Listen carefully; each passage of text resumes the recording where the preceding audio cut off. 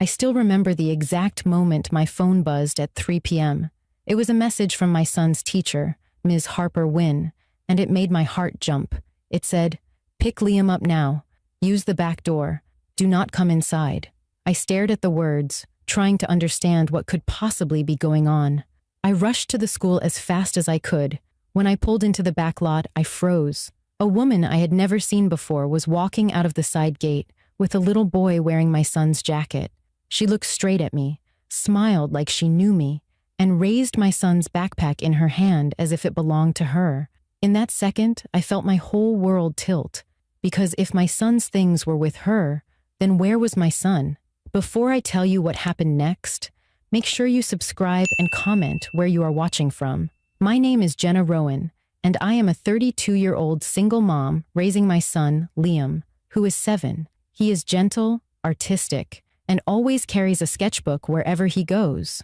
Mornings in our home are usually a mix of rushed breakfast, lost socks, and Liam showing me a new drawing. That morning, he drew a bright red bird and told me, "Mom, I want to make a whole book one day." I kissed the top of his head and told him he could make anything he dreamed of. Our small family feels tight and protective. My mother, Ruth, is a retired nurse who helps me whenever work gets overwhelming. My younger brother, Nolan, checks in every few days with the same line, "You are doing great, but call me if something feels wrong." He says it lightly, but he means every word. I depend on both of them more than I ever admit. Life has not always been simple for us. Liam's father walked away when Liam was still a toddler. For a long time, I tried to patch every hole in our life by myself. Being a single parent taught me how to stay strong, even when I felt like breaking. It also made me careful. I watch everything. I double-check doors. I memorize routines. School was the one place I never worried about. Liam loved it, and his teacher, Ms. Wynne, had a calm way of treating every child like they mattered.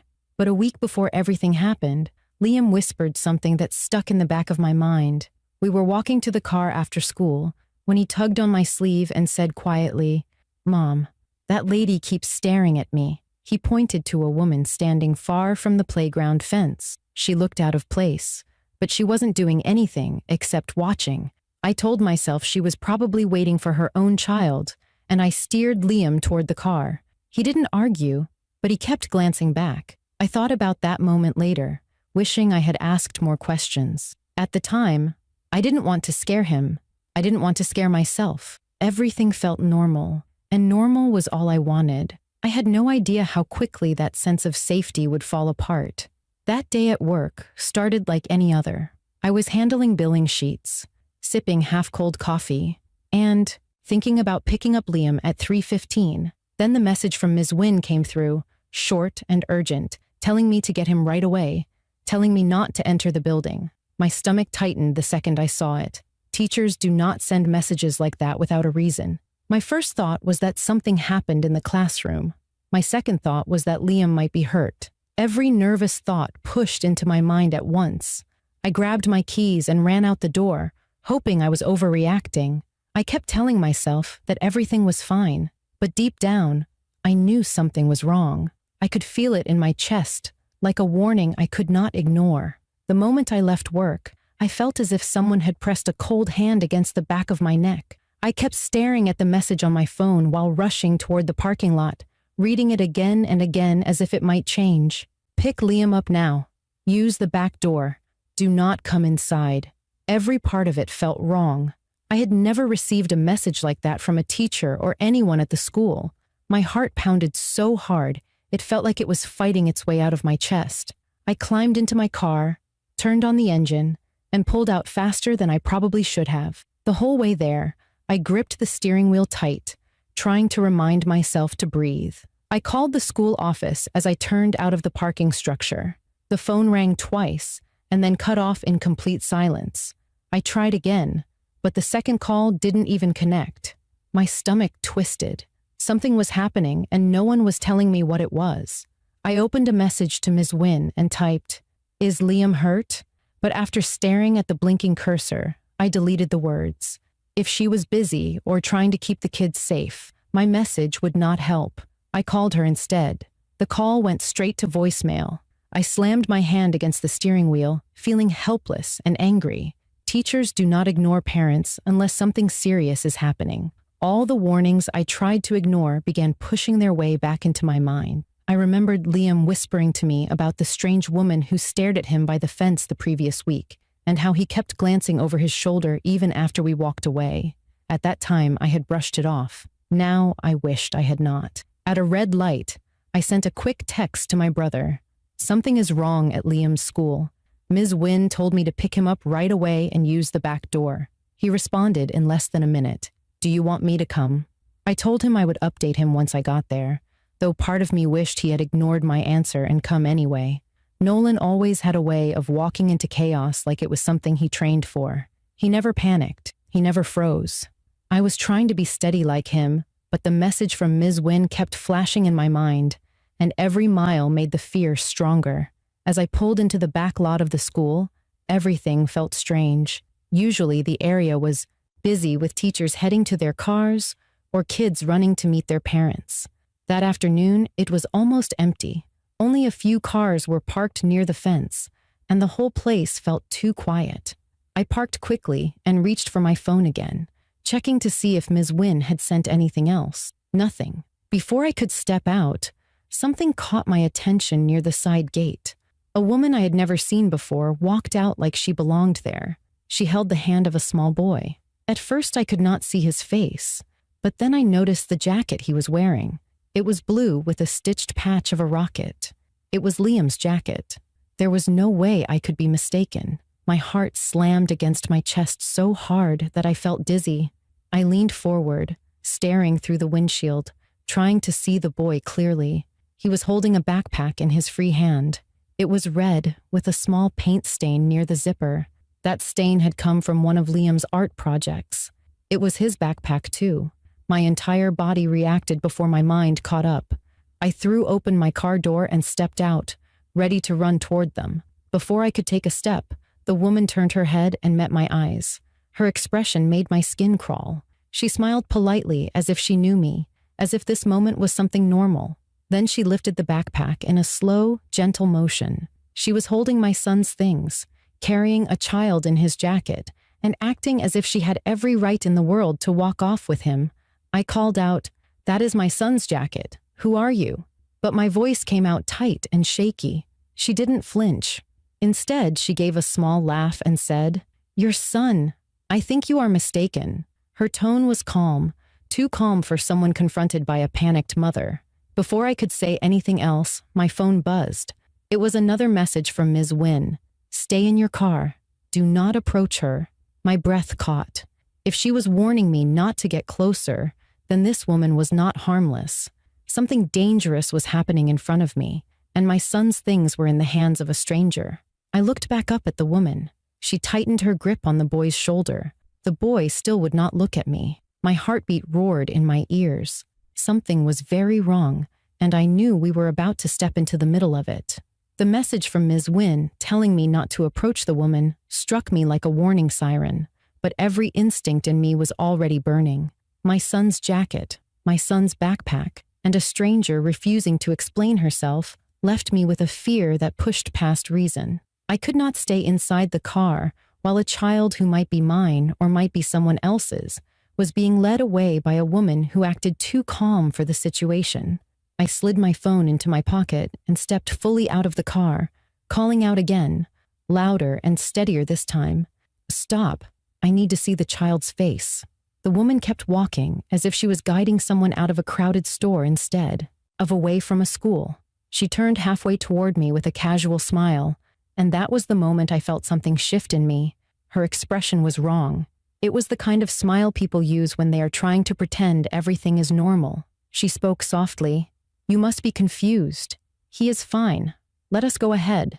The way she said it made me feel as if she expected me to step back and agree, but I moved forward, refusing to let her slip away. The boy clung to her hand tightly, still turned away from me, and I felt my breath catching from fear and frustration.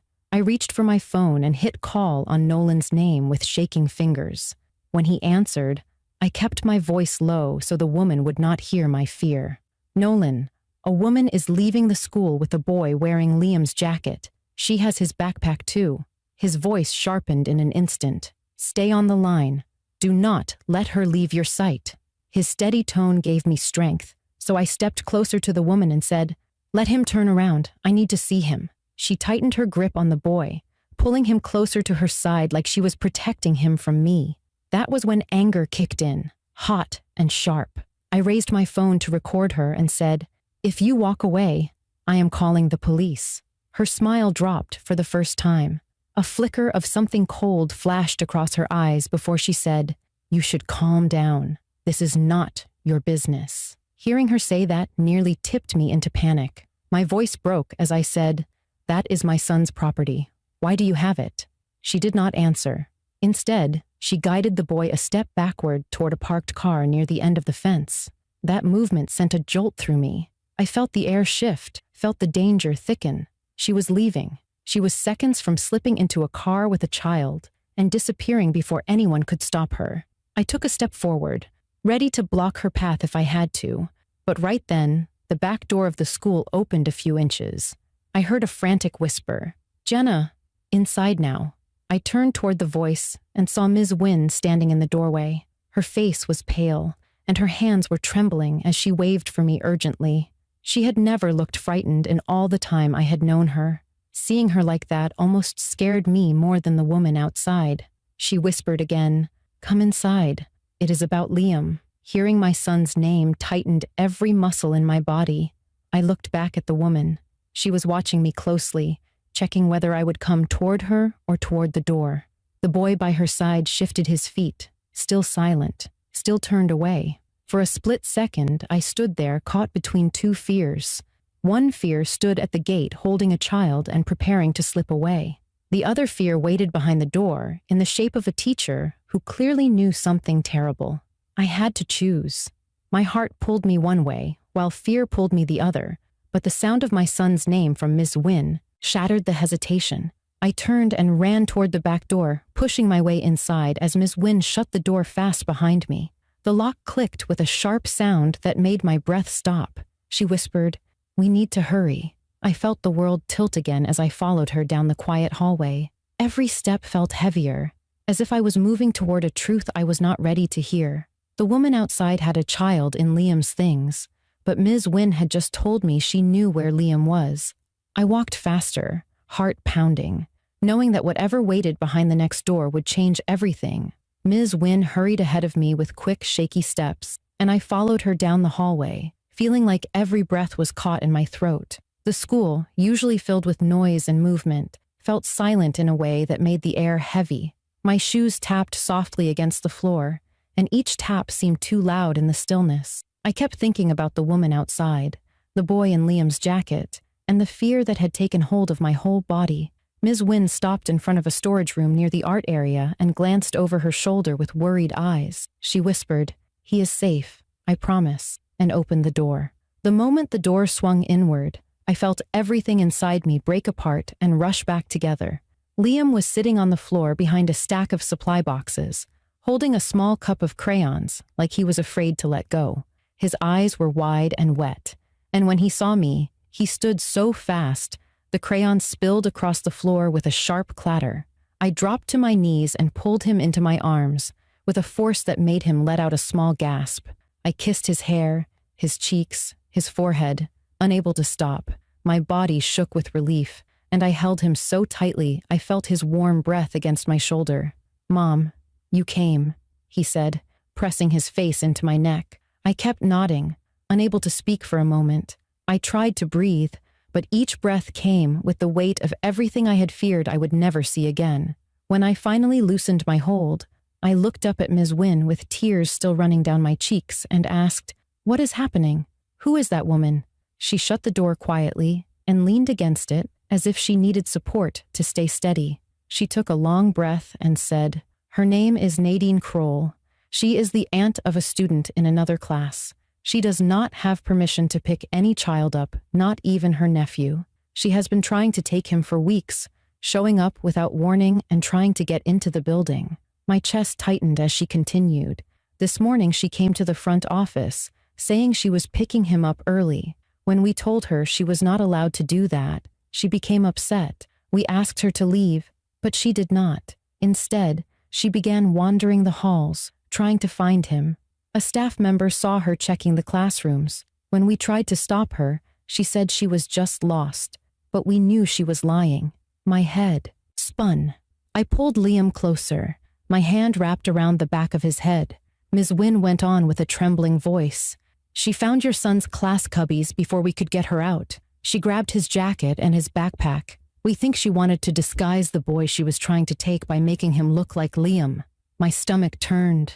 I thought back to how the boy outside had kept his head down, how he did not say a word, how the woman had tried to brush me off, as if she had every right to walk out of the gate. The idea of that child being taken under the false identity of my son sent a cold wave through me.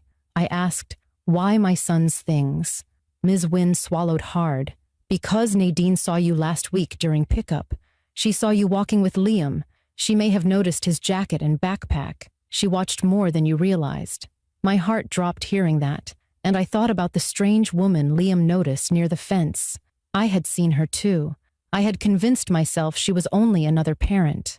Now I understood why Liam felt watched. Ms. Wynne's voice grew firmer. When I realized what she had taken, I searched for Liam right away. He was in the art corner and I pulled him here before she reached his room. I am so sorry you had to see her outside.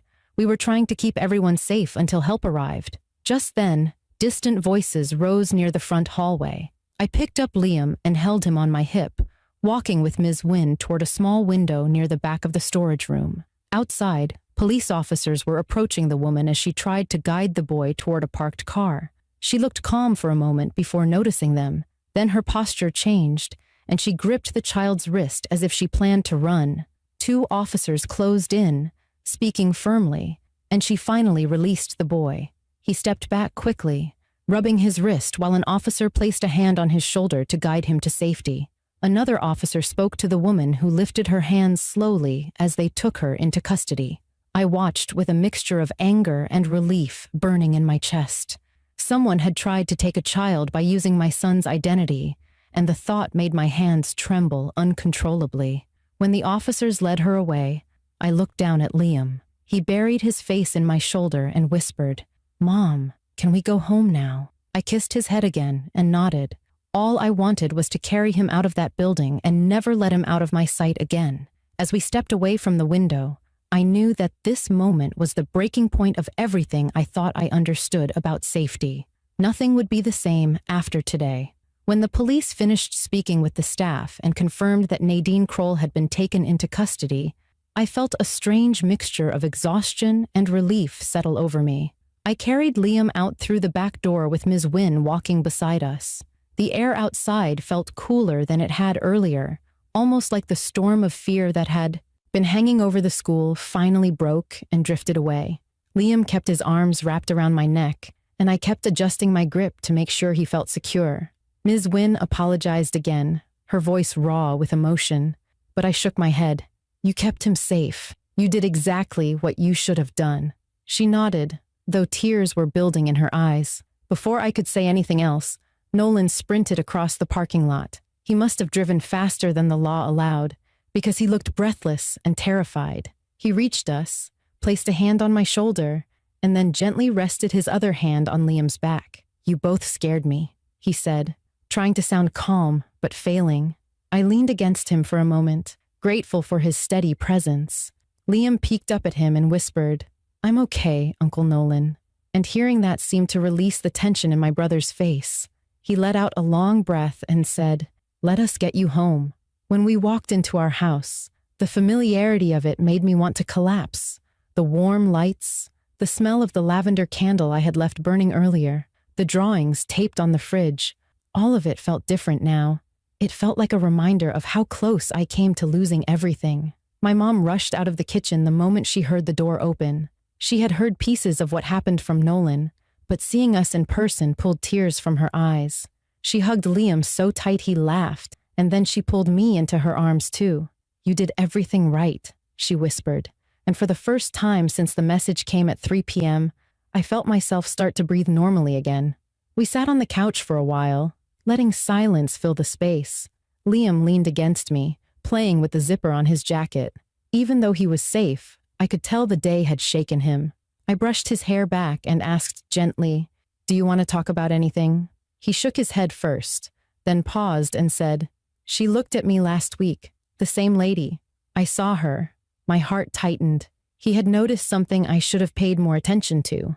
I hugged him again and said, "Thank you for telling me now. You did everything right." I wanted him to know he was never at fault. Later that night, after Liam fell asleep beside me with his hand still curled into my shirt, I sat in the dark and replayed the day in my mind. Every moment felt sharp. The message, the drive, the woman at the gate, the boy in my son's jacket, the fear that filled me when I thought the child she was taking was Liam, the truth that she was trying to disguise another child to get him away. The more I thought about it, the more I realized how quickly life can change in a single afternoon. I had always tried to prepare for small risks. I locked doors, checked windows, taught Liam to stay close, and trusted the school to protect him during the day. But I never imagined danger coming in such a strange and calculated way. Not from someone who watched quietly, someone who planned, someone who waited for the right moment to act. That thought stayed with me longer than any other part of the day. The next morning, the school called with an update. The child Nadine tried to take was safe with his parents, and the family had been informed of everything. The school was increasing security, adding new rules for visitors, and scheduling a meeting with all parents. Hearing this eased a bit of the worry still sitting in my chest.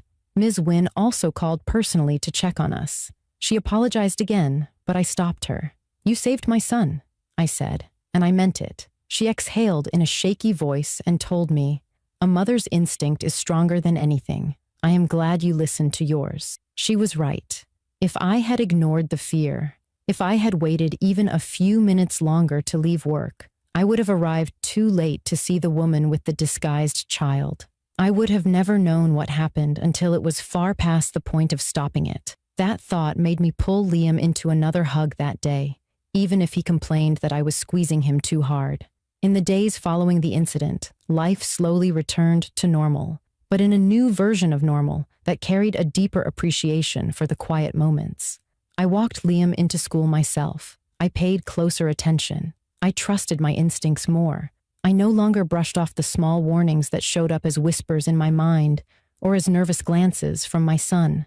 What happened changed us, but it also brought something important to the front of my heart. Safety is not something you assume. It is something you stay aware of, something you protect with every instinct you have. That evening, Liam brought me a drawing he made at the kitchen table.